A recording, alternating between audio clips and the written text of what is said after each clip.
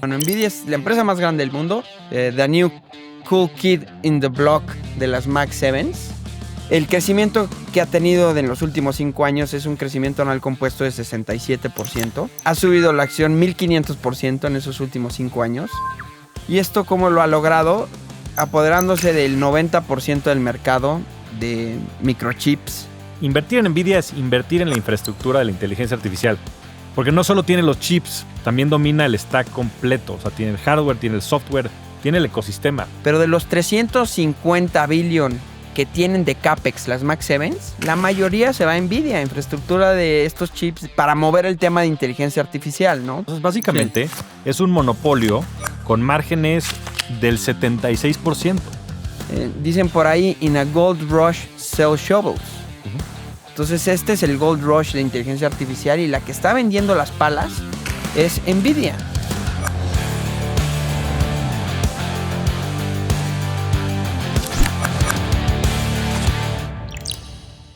Bienvenidos a un nuevo episodio de El Arte de Invertir. El día de hoy vamos a hablar de Nvidia. Nvidia, cuyas acciones casi se han duplicado de valor en los últimos 3 meses. Mi querido Comet, ¿cómo estás? Flaco, muy bien.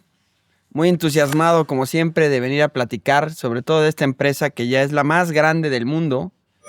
Capitalización de mercado de 3.8 trillones de dólares.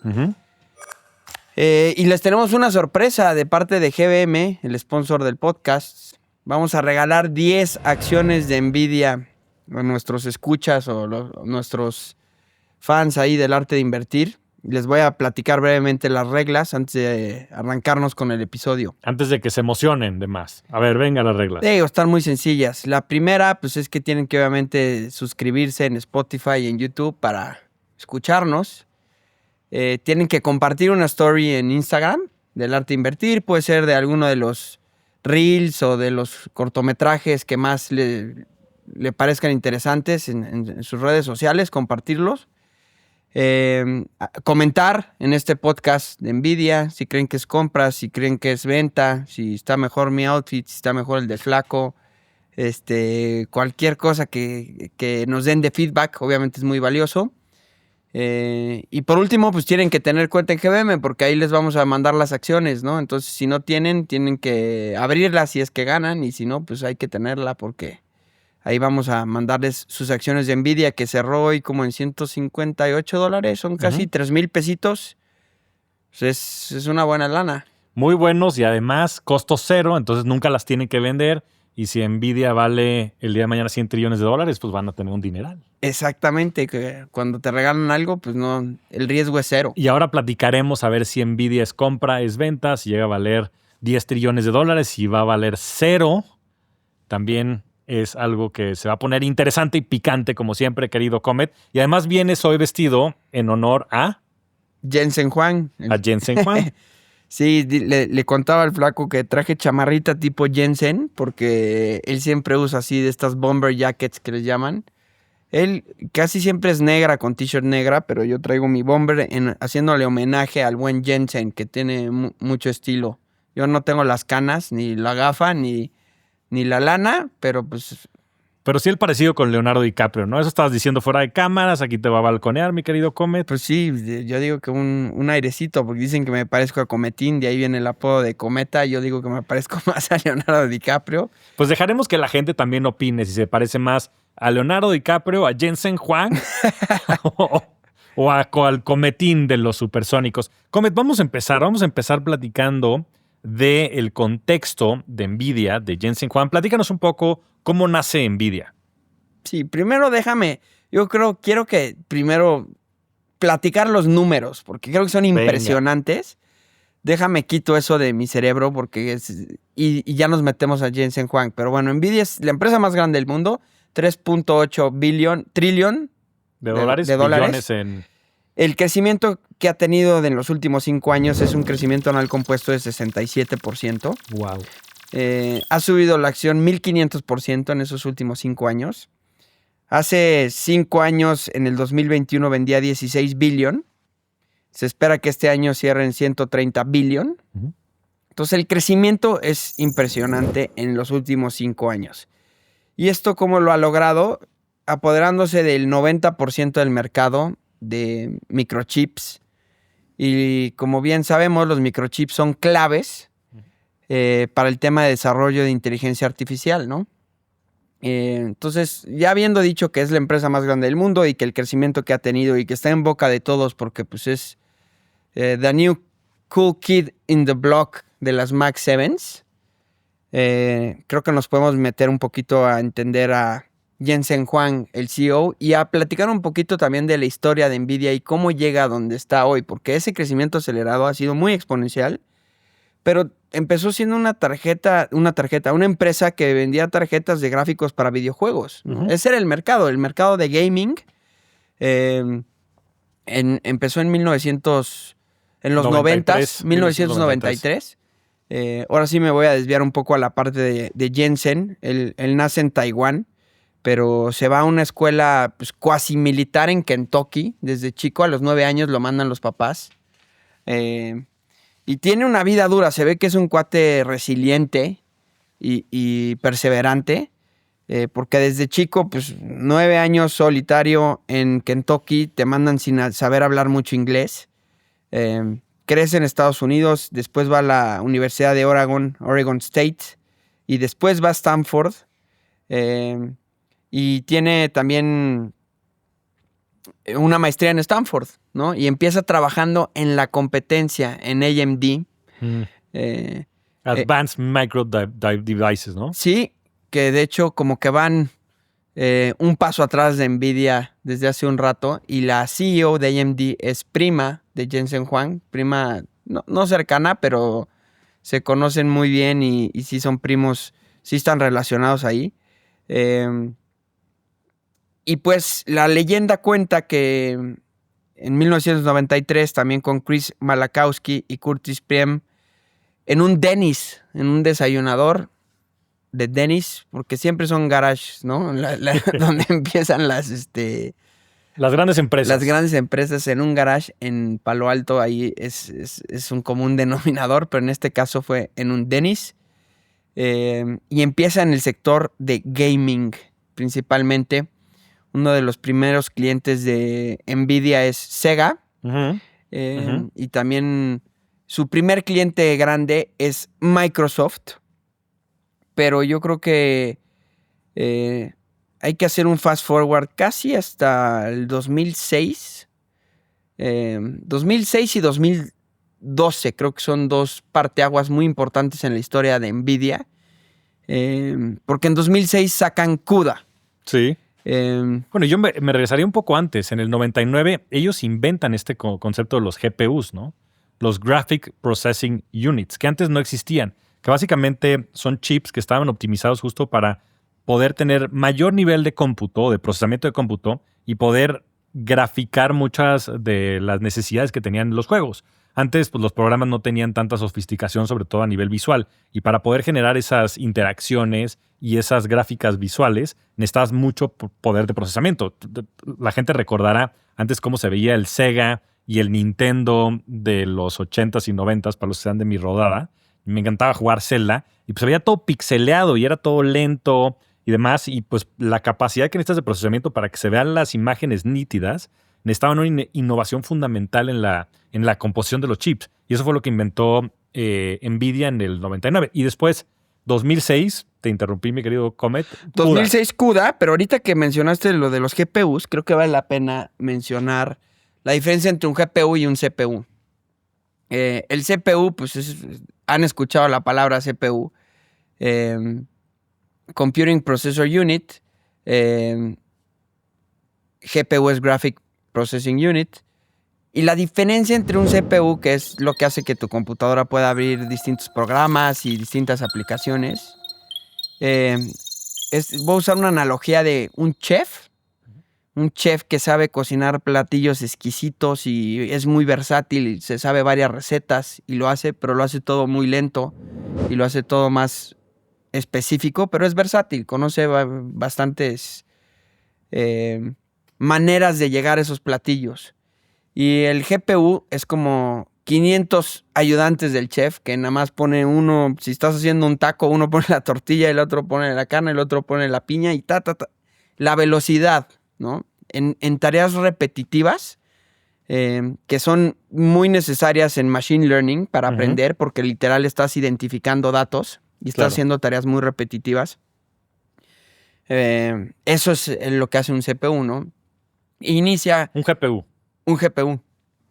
Ya las computadoras modernas tienen ambas. Si tienes una iBook o la PowerBook, vas a Porque tener... tiene que ser Mac. Aquí no somos Team más que Mac. Team Apple. Team Apple. Y digo, también tu celular, pero necesitas CPU y GPU. O GPU para el tema gráfico, ¿no? Si vas a correr o jugar videojuegos en la computadora, pero son GPUs de menor alcance.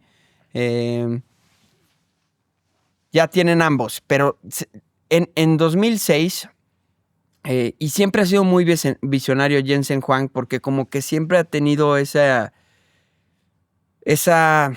instinto de que esto sí va a usar para algo más que gaming. Es decir, en repetidas ocasiones en la historia, como que dice, yo estoy seguro que este poder de procesamiento que generan nuestros GPUs va a evolucionar a algo más. Nunca es así, no es como que decía en 2006 inteligencia artificial, pero él dice como, we will build them and they will come.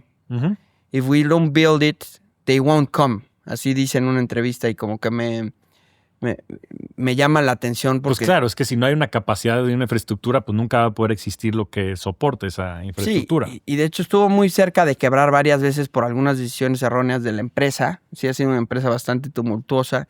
Siempre Wall Street la ha juzgado mucho en las etapas tempranas, como de concéntrate en gaming y deja tú de hacer apuestas moonshots. Los analistas de Wall Street son muy cortoplacistas y siempre está ese tema, ¿no? De cómo exigir ese flujo de efectivo, y él siempre fue muy visionario. Y en 2006 sacan Cura, y Cura pues es esta tecnología propietaria de NVIDIA que permite utilizar este procesamiento paralelo que para hacer cálculos matemáticos, científicos, criptografía, en distintos lenguajes de programación, ¿no? Entonces es como un open source de NVIDIA para que puedas utilizar esto. Y después en la historia viene AlexNet en el 2012. Esos son como que el nacimiento, o yo lo veo como mucho del nacimiento popular del tema de inteligencia artificial, donde Ilya, uno de los cofundadores de OpenAI, en este programa de AlexNet, era un concurso que utilizaban para que una computadora reconociera imágenes de gatitos con cierto nivel de certidumbre, y creo que le fallan al 95 cuando en general fallaban mucho antes, y utilizan un GPU de NVIDIA. Y ahí se empieza a correr la voz de que estos científicos, académicos, están utilizando GPUs para Machine Learning, ¿no? ¿Y qué es Machine Learning? Es la capacidad de uno de estos algoritmos de aprender, de reconocer, literal, estás leyendo los píxeles, estos patrones, y dice, pues esta imagen es un gato, le avientas una base de datos de 4,000 gatitos y va a aprender la máquina qué es un gatito y qué no es un gatito, ¿no? Entonces ahí empieza el tema de inteligencia artificial en 2012. CUDA nace en 2006 y creo que ahí nos adelantamos casi hasta el 2017, que viene el tema de cripto. Y ahí sí te voy a hacer la palabra porque creo que tú eres quien debe de describir esto, pero en 2017 tiene un brinco impresionante NVIDIA, un crecimiento, porque los Bitcoin miners empiezan a utilizar GPUs para minar cripto. Correcto. ¿Qué significa minar cripto, Flaco? Y tú que eres el experto. O sea, no sé. ¿Y por qué esto es una herramienta útil? Y qué bueno que explicaste todo eso, y te felicito también por toda tu elocuencia también en temas técnicos y complejos, que no son fáciles de comprender. Sí, no, sin duda no es fácil, y yo también, ahorita que digo, llevo dos días repasando un poco más NVIDIA, creo que me la conozco bien, y siempre se trata de seguir aprendiendo y seguir viendo, investigando, y meterte a entender a los founders es importante y cómo va surgiendo la empresa, pero siempre también ahora te apalancas mucho de inteligencia artificial, valga la redundancia, para entender este tipo de cosas. Y yo sí le digo al ChatGPT o al Gemini, a Notebook o cualquiera, Perplexity, le digo, explícamelo como un niño de Y de ahí sale 6 lo del años. chef.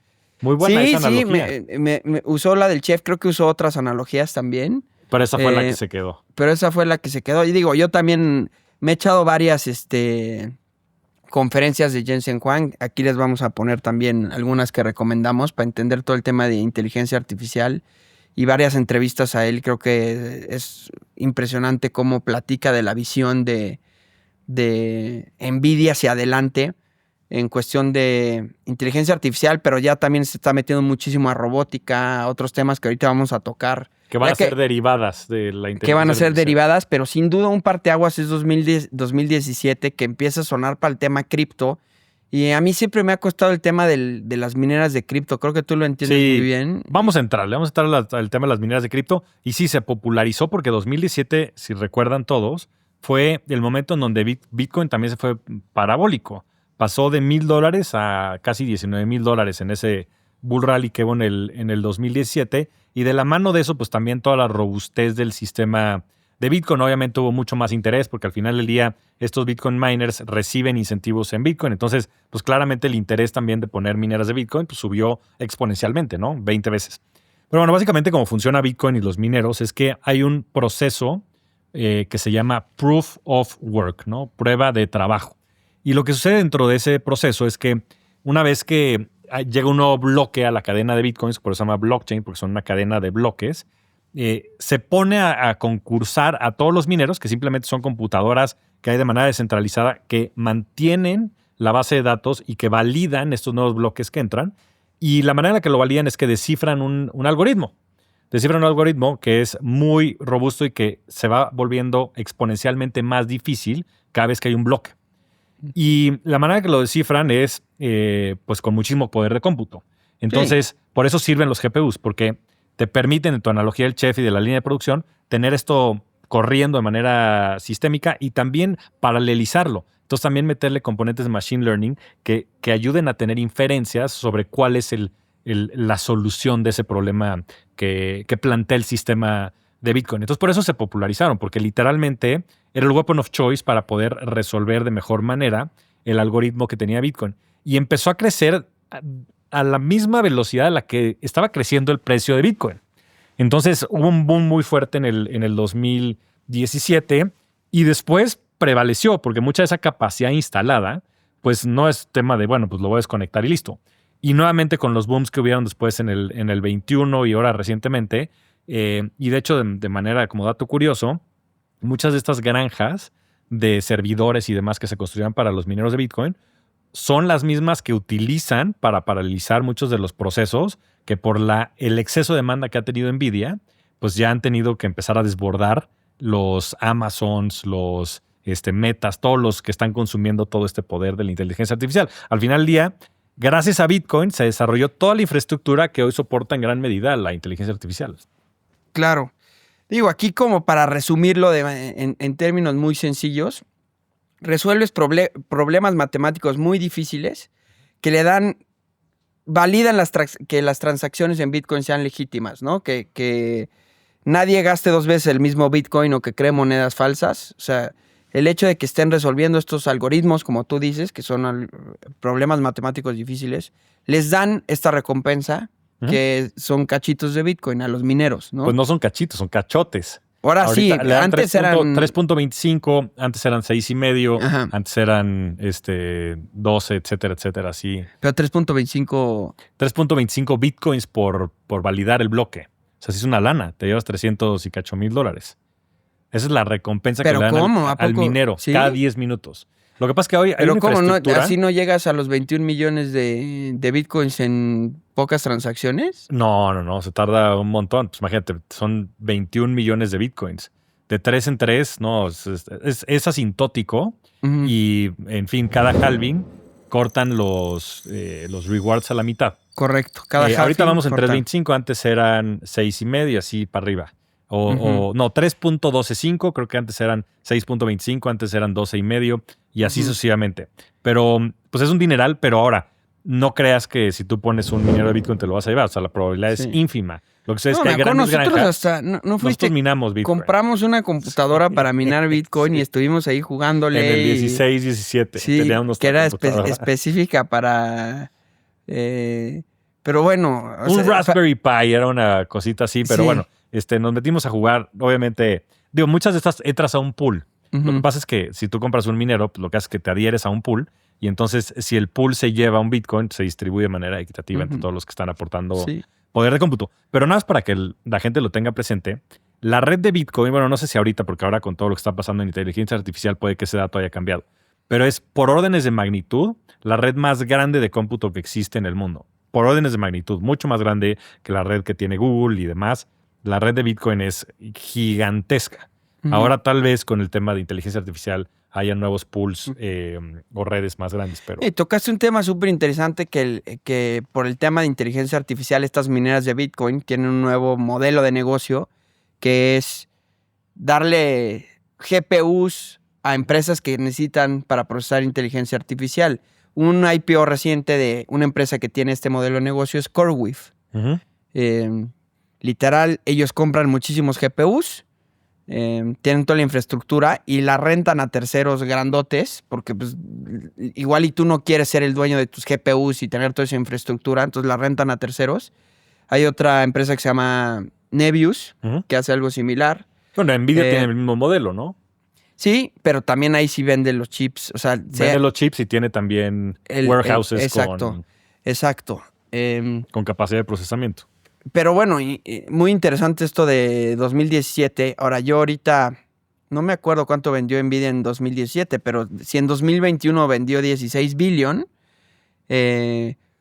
y cuánto habrá sido gaming y cuánto habrá... Porque antes de lo de inteligencia artificial pues es mucho más reciente. En 2017 ha de haber sido cripto y gaming. ¿Y qué te late? ¿Un 50% cripto, 50% gaming pues, o 25% cripto? No, yo creo que cripto, lo que pasa es que es muy cíclico cripto. Entonces, yo creo que tipo en el 17, pues 17, 18, cripto haber sido pues la gran mayoría y en los otros años pues vacas flacas. Pero ponle que sí, ponle que haya sido 50-50 antes. La realidad es que también el mercado de gaming pues tiene ciertas limitantes. El mercado de cripto, lo que pasa es que por su misma exponencialidad seguramente, y nuevamente con la ciclicidad, seguramente sí representaba mucho de las ventas de Nvidia hace 8 o 10 años. Sí, correcto. Pues después viene... a ver, vamos a platicar un poco de la acción, de los números, pero sobre todo de cómo viene... ¿Tú compraste Nvidia cuando estaba lo de cripto? ¿No compraste? Platícame un poco eso, porque a mí se me fue y ahorita quiero ¿Quieres reflexionar por qué por qué se me fue y quiero darles a nuestros escuchas o nuestros fans o no sé cómo llamar a los que nos ven en a nuestra YouTube, comunidad. A nuestra comunidad. Algunas herramientas para que no nos ocurra esto y algunos ratios y algunas herramientas financieras. Quiero platicar de eso, pero tú dime, ¿tú compraste en el 2017 en lo de cripto? ¿No compraste? ¿Después compraste más adelante? Yo compré por ahí del 2020-21, la primera vez, justo por todo este boom que había de cripto. O sea, antes del tema de la inteligencia artificial. Porque yo lo que estaba viendo era qué acciones o qué activos financieros eran proxies de cripto dentro de los sistemas tradicionales. Y pues ahí salió Nvidia, ¿no? De manera muy clara. Y la tuve por un periodo de tiempo, tuvo algo de volatilidad, hice algo de lana y después me salí. Y después volví a comprar, no sé si fue a finales del 2023 o principios del 2024, cuando ya estaba full on el hype de Nvidia. También porque los que ya me conocen a través de este podcast y de lo que comparto, pues mucha de mi tesis de inversión sí es invertir en el futuro, ¿no? Y a veces, aunque parezca que las valuaciones no hacen sentido, pues muchas veces lo que yo estimo es que el crecimiento es el que tampoco a veces es predecible. Entonces la compré, después la volví a vender. Con buenos retornos, ¿no? Con buenos retornos. Sí. Fui muy vocal de eso también. La vendí, no sé si fue a finales del año pasado, principios de este. Y ahora que llegó a $80, se me fue. Se me fue. Ahora que llegó a $80. Ahora que llegó a $88 se me fue. La compré como en 110. porque yo pensaba que todavía iba a caer más todo el mercado. Yo pensaba también que iban a salir, sobre todo Meta y Amazon y Microsoft y demás, muchos de los clientes que tiene, a bajar el guidance y demás, pero no. Y cuando vi que ese no era el caso, también corregí el rumbo y compré algo de lo que había vendido anteriormente. Tú, Comet, ¿cómo ha sido tu historia con Nvidia? Yo sí me acuerdo de haber tenido una posición muy pequeña, especulativa, por ahí en el tema de cripto. Uh-huh. En la pandemia le volví a echar un ojo porque pues, la gente estaba en sus casas, el tema de gaming estaba fuerte, también el cripto tuvo su tema ahí en la pandemia, pues tuvo el buen madrazo, ¿no? Que tú, me acuerdo que contabas que un día de la pandemia... 50% un día de drawdown. En un día. Pero yo fíjate que llegué tarde a Nvidia, siempre la vi muy cara, pero sí estaba muy pendiente de inteligencia artificial. Y mi play era a través de otras empresas, como algunas de las Max 7, pero también de ASML y TSMC. TSMC... Taiwan Semiconductors. Taiwan Semiconductors es, de hecho, el 36% de los costos de Nvidia vienen porque TSMC les maquila los chips. Nvidia diseña los chips y los terceriza, los manda a que alguien más los haga. Ellos creen que el negocio está mejor en la parte de diseño. TSMC es uno de sus principales proveedores de estos chips. Y ASML, que es una empresa holandesa, que yo considero que es un monopolio con una tecnología que se llama litografía, que necesitas ahora sí que unos espejos y rayos láser literal para hacer las miniaturas, que son temas quirúrgicos. Es correcto. Entonces, yo invertí en inteligencia artificial a través de estas dos empresas. Por cierto, están en el portafolio de GBM Topics Globales, las dos, TSMC y ASML. Que el portafolio, además, nada más para hacer el comercial, porque vale la pena. ¿Cuánto va de performance? Va 22% arriba al día de hoy contra un... 6 del S&P, ¿no? Sí, contra un 7% del S&P 500, ¿no? Entonces sí ha sido un muy buen portafolio, 15 acciones globales, concentrado el portafolio, nada más 15 nombres, pero lo que creemos que son las mejores 15 empresas del mundo, bien diversificadas en geografía y también en sectores, pero tiene... Te diría 3 nombres muy fuertes en inteligencia artificial: Google, ASML y TSMC. Pero para no hacerte cuento largo, yo compré Nvidia por primera vez, así fuerte, cuando vino el fenómeno de DeepSeek y se regresó porque la venía cazando y sale DeepSeek y hablan de que... que esto fue como a mediados del año pasado, y ¿no? se bajó de... No, esto fue... casi diciembre del año pasado. Sí, pasa rápido el tiempo. Noviembre, lo de DeepSeek, por ahí. Se vino de 150, que ya estaba Nvidia, casi a niveles de ahorita, o 140, llegó a tocar, 100 por ahí. Y se fue a... Y yo compré en 2 tranches. Compré a 114 y se siguió bajando y compré a 108. Y después, ahorita en los aranceles, agarré unas a 96, pero llegó hasta 88, 86. Sí. No, 88, 86 ahorita está en ese fue el 160. bottom de, creo que el 21 de abril, fue por ahí de 88. Yo compré, tuve esos tranches a 114, a 107 y luego el fuerte a $97, ¿no? Pero la venía siguiendo y la venía entendiendo. En ese momento era compra, porque también ahorita nos van a preguntar, ¿es compra o no es compra? En esos momentos yo me acuerdo que llegó a cotizar a 22 veces earnings. Claro, forward. Y lo platicamos también en el primer episodio de El Arte de Invertir, ahí en las Max Events. Sí. Ahí yo medio que decía que era compra. Y yo medio que decía que era venta. Que era venta, pero sí estaban unos múltiplos mucho más atractivos, ¿no? O sea, abajo, yo siempre digo, abajo de 120 me gusta mucho, porque ahora sí que es la caseta en la que si quieres jugar inteligencia artificial, tiene 90% del mercado en cuestión de estos GPUs avanzados. Hay otras empresas como AMD, Google está compitiendo con los TPUs que le llaman, y se habla de que OpenAI quiere diversificar más allá de Nvidia, pero de los 350 billion que tienen de CAPEX las Max 7, la mayoría se va a Nvidia, infraestructura de estos chips para mover el tema de inteligencia artificial, ¿no? Dicen por ahí, in a gold rush, sell shovels. Entonces este es el gold rush de inteligencia artificial y la que está vendiendo las palas es Nvidia, ¿no? Me gusta, la verdad es que es una empresa que creo que está muy bien manejada, pero vámonos metiendo un poquito más a evaluación. Exacto. Si es Evaluación compra, y análisis. si es compra y si es venta. Pero a mí se me fue, nada más quiero recordar algo. A mí se me fue porque siempre la vi muy cara. Ujú. Y se veía muy cara y quiero lo que les decía de la herramienta que les voy a dar. Hay una métrica que se llama PEG Ratio. Es Price Earnings Growth Ratio. Y hay que ver esa métrica porque de repente cuando una empresa crece de manera tan acelerada, y Nvidia creció 52% en el 2021, 61% en el 2022, 2023 flat, 125% en el 2024 y 114% en el 2025. Te mete mucho ruido a los múltiplos y a los financieros porque es bien difícil proyectar una empresa que está creciendo a ritmos tan acelerados. Y si te quieres guiar por múltiplos o hacer un discounted cash flow, la variable más importante es atinarle al crecimiento hacia adelante, ¿no? El PEG ratio, para nosotros que nos gusta mucho ver los múltiplos como filtro o como proxy del valor de una empresa, toma en cuenta el crecimiento porque es una división entre precio-utilidad y después entre la tasa de crecimiento de 3 años de la empresa.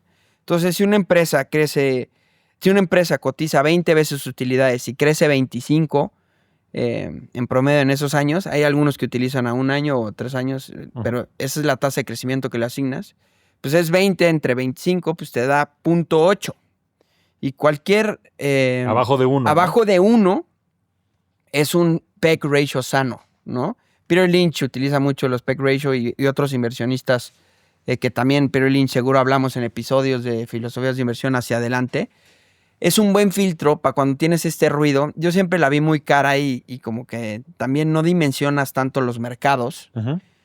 Morgan Stanley habla de que el mercado de robótica va a tocar $5 trillones en 2030. O 2035. 2035, es correcto. 2035.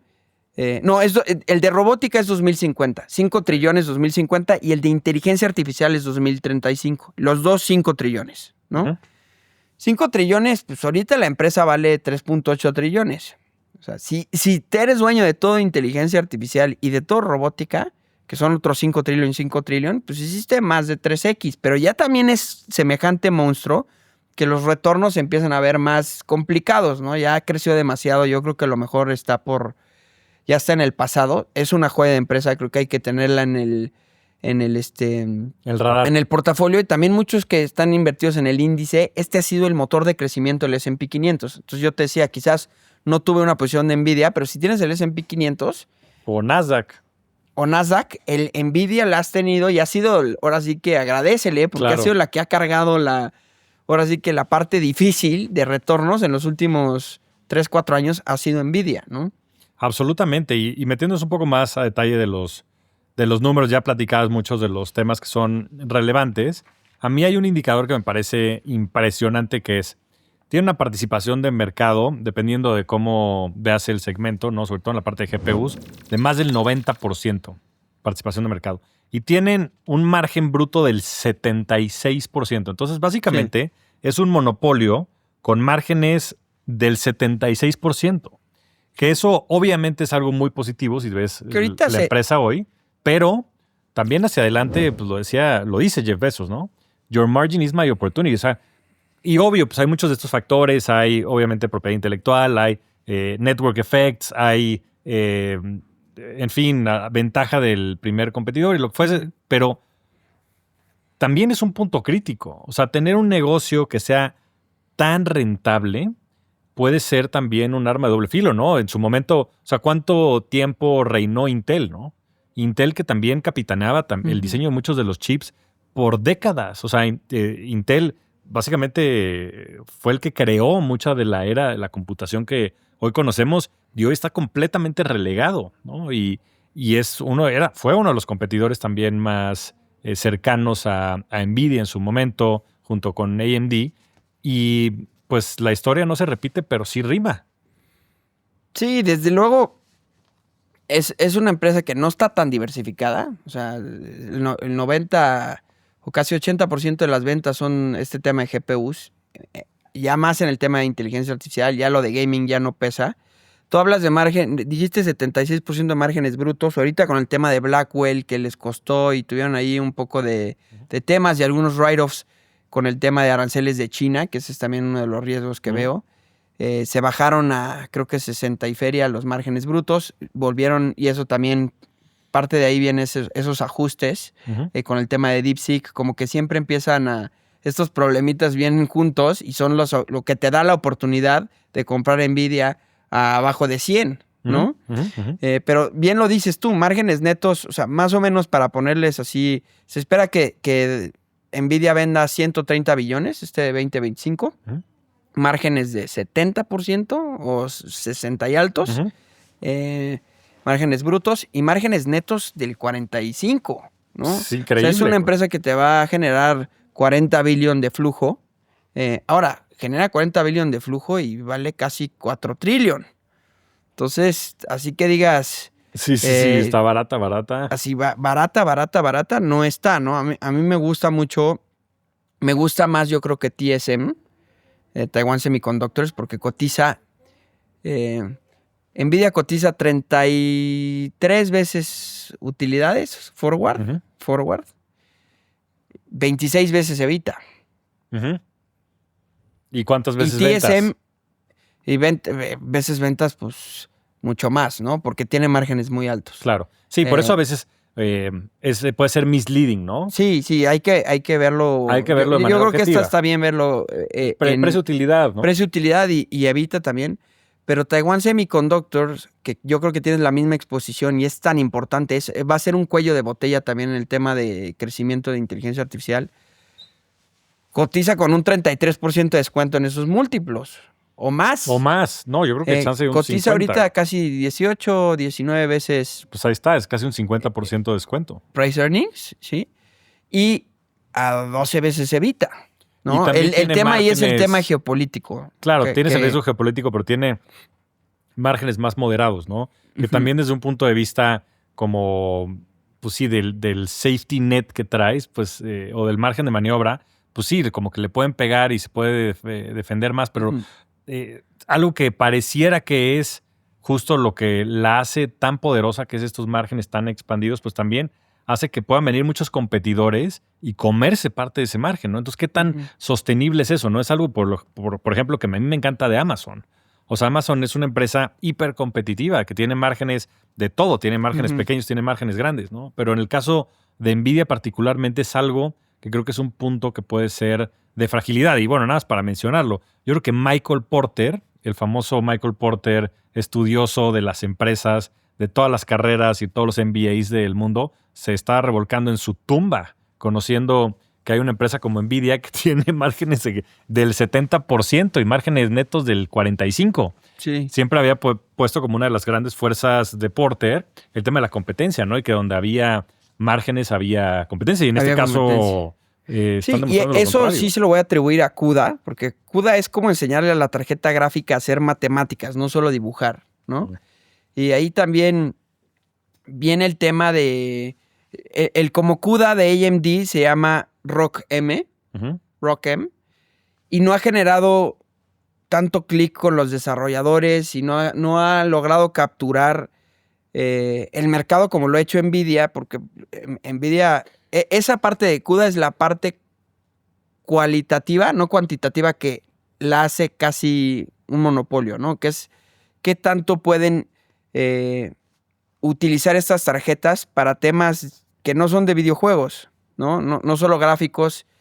Y desde el 2006 pues vienen redoblando esa fortaleza y la mayoría de estas personas que están metidos en inteligencia artificial dicen que el proveedor ahora sí que el estándar de la industria es utilizar chips de Nvidia, ¿no? Y por eso AMD se habla mucho de que también tiene un potencial grandísimo por inteligencia artificial, pero no ha tenido el crecimiento de Nvidia. Ahora, el crecimiento de Nvidia hacia adelante se espera que crezca a 2030 25% anual compuesto. Yo creo que los crecimientos acelerados ya pasaron, ¿no? Y un poco lo platicaba con Tesla. No quieres pagar todo el crecimiento por adelantado. Y eso lo haces pagando valuaciones caras. A mí me gusta mucho la empresa. A 160 la veo... ¿Estirada? La veo... ¿O la ves fair? Fair. Los precios objetivos de de Wall Street están más a 190, 180, 170, por ahí. Le ven upside, que es un upside de 20% ahorita. Creo que es una empresa de mucha calidad. Pero sí se empieza a ver el upside más limitado. Si se vuelve a bajar de 120, no dudaría en comprar. Y a mí así es como me gusta ver. Yo no creo que todo es compra y es venta. Es compra y es venta ¿a qué precio? ¿Bajo qué contexto? ¿Bajo qué crecimiento? ¿No? Sí, Si se ajusta el crecimiento es algo que se mueve todos los días, ¿no? ¿Bajo qué objetivos y bajo qué perfil también de riesgo de la persona que lo está comprando? A mí abajo de 120 me encanta. Ahorita yo creo que es hold. Para mí es hold. Si baja de 120 por un tema como DeepSeek o de los aranceles, la primera compra ahorita en ese jalón, te dije, le hice a 114, a 107 otro cacho, a 97 otro cacho. Y pues yo la estaría vendiendo cercano a 200. Yo creo que también es una que si tienes otras posiciones en tu portafolio y va bien, que puedes aguantar un poquito más la venta. Pero sin duda me gustan más otros plays de inteligencia artificial que creo que están más baratos. Google es uno, TSM es uno. ASML. ASML tampoco está tan barata y TSM tampoco, pero sí traes un colchoncito de que cuando las cosas no se aprieten, van a ser más defensivas. Y también son negocios cíclicos, eso hay que reconocerlo, ¿no? Son negocios que... No, pero lo puedes ahorita ver viene también. El ciclo de inversión en inteligencia artificial. Si los retornos no están ahí, le van a recortar al CAPEX y se te pueden bajar las ventas también y se te va a ver...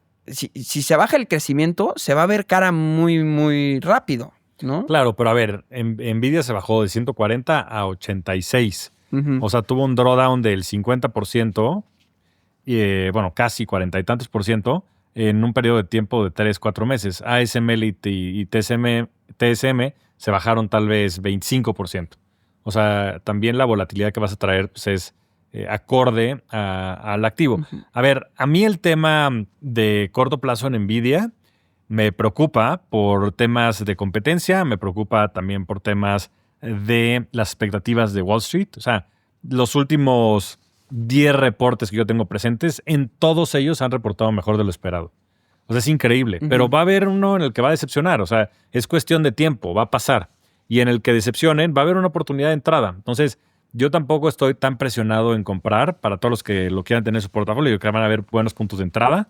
Cuando haya volatilidad en los mercados, cuando haya alguna de estas noticias, cuando salga una nueva tecnología, un nuevo competidor. Porque además de los que ya mencionamos, de Intel y de AMD, también hay nuevos startups, que de hecho yo estoy invertido en uno de ellos, que se llama Grok. Es un startup que de hecho estuvo fondeado, entre otros muchos, por BlackRock, en una ronda que hicieron a $3 billion de evaluación. Ahí pudimos entrar con el fondo que tenemos de Revolve Capital. Y básicamente lo que hacen son chips que tienen una tecnología y un diseño distinto, que no necesitan tanta capacidad de procesamiento, ni tanta energía, ni tanta inversión, porque lo hacen a través de inferencias. Entonces, otra tecnología que permite hacer lo que están haciendo, pero por una fracción del costo y del gasto, sobre todo en la inversión, en el CAPEX que tienen que hacer las grandes empresas y también en el mantenimiento, ¿no? La energía que utilizan, ¿no? Similar también a lo que en su momento dijeron los de DeepSeek, que ya no supimos si eso era realidad o no, en el tema de que necesitan mucho menos capacidad de procesamiento y mucho menos complejidad en la infraestructura para obtener los mismos modelos o mejores que los de OpenAI, ChatGPT, etc. Entonces, a mí esas son las dos vertientes que me preocupan y que más bien, más que vender, yo estaría esperando para comprar. O sea, sí creo que Nvidia es parte de este play, de esta infraestructura del futuro. Es más, yo lo veo como el petróleo de la era moderna. O sea, si estamos, ni siquiera como las palas, ¿no? Es el petróleo que permite que toda esta industria, ¿no? Como fue en su momento toda la revolución industrial y todo lo que se dio a través de estos hidrocarburos y lo que generaron también de economía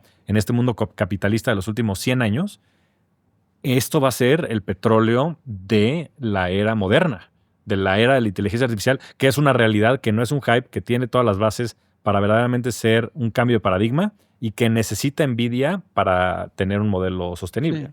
Sí, ahí mira, clave es la velocidad, el tema del ahorro de energía y lo hablas un poco como, yo quiero usar la palabra eficiencia. Estos chips son muy eficientes para correr muchísimos millones de datos y te ahorran, ese tiempo es clave en la inteligencia artificial. Si tú le preguntas a Perplexity o a ChatGPT o a Gemini y te contestara en 5 minutos, no lo usarías. La inmediatez es algo que es súper importante y necesitas estos GPUs. Estos GPUs es lo que te da, esa velocidad, ¿no? Y esa inteligencia, pues la inteligencia también, Machine Learning es aprender, ¿no? El tema de que un modelo de ChatGPT se aprenda hasta tu personalidad y te conteste de acuerdo a tu personalidad. Uh-huh. Se necesita mucho firepower computacional con GPUs. Entonces sí creo que la demanda va a estar ahí. Pero hablamos de los estimados de robótica de 5 trillion, de del mercado de inteligencia artificial de 5 trillion, de Morgan Stanley también. O sea, el tema robótica e inteligencia artificial, ahí van 10 trillion, ya vales 4 trillion. Uh-huh. Entonces, y no vas, como bien tú dices, no vas a ir solo, vas a traer competencia, ¿no?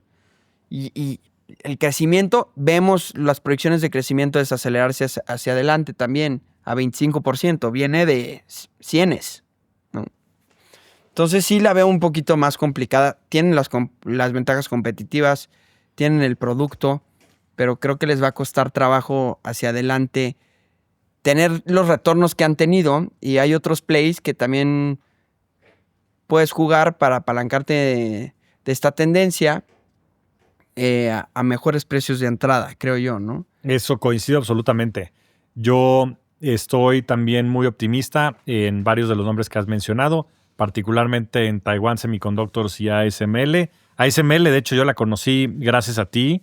También una inversión que platicamos con tu jefe, que le mandamos un gran abrazo. Y es una empresa... ¿Cuál? ¿A Massa o a mi papá? A tu papá y a Massa. A los dos les gusta. Andrés Massa, CIO de GBM, también a ASML le gusta mucho. A Andrés Massa, que también es gran amigo, y a tu papá, al querido Mike Olea, Miguel Olea, que también nos ha enseñado, bueno, a ti obviamente, ha sido de tu gran mentor de vida, y a mí también, gran amigo, y le mandamos un grandísimo abrazo, que también no se pierde ninguno de estos episodios. Pero creo que hay que tener el stack completo, ¿no? Y eso también hace que NVIDIA sea algo muy interesante, porque invertir en NVIDIA es invertir en invertir en NVIDIA es invertir en la infraestructura de la inteligencia artificial, porque no solo tiene los chips, también domina el stack completo. O sea, tiene el hardware, tiene el software, tiene el ecosistema. También tiene todo este modelo de negocio en el que pues tienes, en fin, todo este hardware que puedes rentar y demás, y también utilizar a través de pues, todo el ecosistema que ha desarrollado. Y también un tema bien importante de NVIDIA es Jensen Huang. Es este visionario que tienen, que pues muchas veces necesitas estos founder-led companies que tengan las agallas de tomar estas decisiones, como para poder haber creado en su momento lo que fue los GPUs, haber creado CUDA, haber creado muchos de estos cambios de paradigma, y tener a estos líderes que tengan las agallas de invertir, pues es algo fundamental para verdaderamente cambiar estos paradigmas. Entonces, en este Comet creo que estamos un poquito más de acuerdo. Me parece que las personas que crean en esta visión y que también estén en esta fase de crecimiento de su portafolio es algo que deben de considerar, que pueden considerar como parte de su estrategia de inversión, al igual que todo el stack, ¿no? También sí. TSM, ASML, AMD, y bueno, sí, ya hablaremos de otras plays también tecnológicos interesantes. Sí, ahí mira, yo lo único que agregaría es, decíamos que abajo de 120 nos gusta, 150 es hold, quizás arriba de 200 es venta. Ese tema de tener tus rangos y tener la disciplina de saber en qué rango estás cómodo, en qué rango no. Y quiero abrir otro concepto. Uno de los aprendizajes que me ha dado NVIDIA, yo le oí un rato porque no lo entendía muy bien. Uh-huh. Y yo creo que hay que desmenuzar, pero un concepto que quiero platicar es que no puedes pedir prestada la convicción, ¿no? Aquí tienes que hacer la chamba, tienes que estudiar. ¿Por qué? Porque las mejores acciones son las más volátiles. Las que generalmente más rendimientos van a dar son las más volátiles, como ha sido el caso de NVIDIA, o como fue Amazon en etapas tempranas, o como han sido unas de las... Si quieres rendimientos de 1500% en los últimos 5 años, te va a dar dolores de cabeza. Y para eso tienes que hacer tu tarea, porque si alguien más la hace por ti en el primer bajón, no tienes convicción, la pediste prestada, no puedes pedir prestada esa convicción, ¿no? Las creencias de segunda mano son frágiles. Uh-huh. Tienes que hacer la tarea y realmente entender el mercado de inteligencia artificial para no vender. A mí me hizo falta hacer esa tarea, yo creo, pero no no voy a cometer ese error 2 veces. Ya me la tengo bien estudiada. Y si baja los niveles que me gustan, no me va a temblar la mano y la voy a holdear de largo plazo. Pero esa convicción ya la generé yo porque me puse a estudiar, ¿no? Eso es nomás uno de los mensajes. Yo creo que tengo 2 aprendizajes con NVIDIA. A veces las acciones que parecen estar muy caras no lo están porque crecen muy rápido. Entonces trata de entender eso. Y a veces la que aplicamos con Bitcoin o la de Druckenmiller, en lo que entiendes, compra. Claro. Primero compra y después analiza y aprendes en el camino. Y si generas un buen expertise de la empresa, quizás compras más, ¿no? Entonces, a veces si quieres y ves que hay algo, el ChatGPT moment, Druckenmiller dijo que en el momento que empezó a usar ChatGPT compró y no hizo preguntas. Claro. Dijo, me vale madres a lo que cotice. Y eso es algo interesante. Porque aparte sí desarrollas la convicción. O sea, muchas veces el tener skin de game te obliga a entrar a ese famoso rabbit hole y a involucrarte, empaparte de lo que es esa acción. Eso fue mi experiencia inclusive con el mismo Bitcoin. A través de eso comprendí todo lo que iba a desarrollarse y entonces así desarrollas la convicción, porque la convicción es un resultado también del estudio y de la capacidad de comprender cómo eso impacta en el futuro. Yo complementaría un último aprendizaje, mi querido Comet, que siempre he creído muy firmemente, que es la mejor manera de invertir es ir al futuro, ver qué está sucediendo en el futuro y regresar al presente y tomar decisiones con esa información. Entonces, ser futurista en ese sentido, ¿no? Y si verdaderamente crees en un futuro en donde la inteligencia artificial es central dentro de la narrativa, entonces NVIDIA es el petróleo de esta era de la inteligencia artificial. O es más, NVIDIA es quien refina el petróleo de la inteligencia artificial. Ahora, y ves que vas al futuro. Ahorita hablamos de las proyecciones de Morgan Stanley de 5 trillones de robótica y 5 trillones de inteligencia artificial. Ahí ves que vas al futuro, hablan de 1 billón de robots para 2050.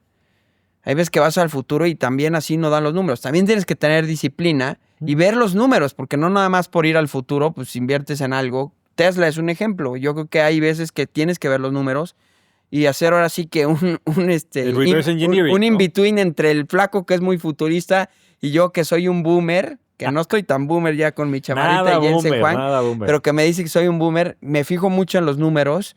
Yo creo que ahí tomar los consejos de los dos, tratar de ver qué sucede en el futuro, pero no perder la disciplina de una evaluación. Y el tema de la convicción, pues lo digo clarísimo, tienes que hacer tu tarea, entender los riesgos y tener una tesis muy clara, entender muy bien en bullet points tu tesis, entender los números de servilleta quizás, yo me los trato de aprender y de memorizar y revisitar esa tesis conforme va avanzando, porque todo está cambiando muy rápido. Tienes que tener una flexibilidad de mente de conforme va avanzando las cosas y van cambiando las variables, ajustar tu tesis. Entonces yo siempre digo, una acción es compra, es venta, depende del precio, depende del momento y depende de qué está sucediendo, ¿no? A mí me gusta invertir a largo plazo, no trato de que una noticia o un headline me mueva mi tesis.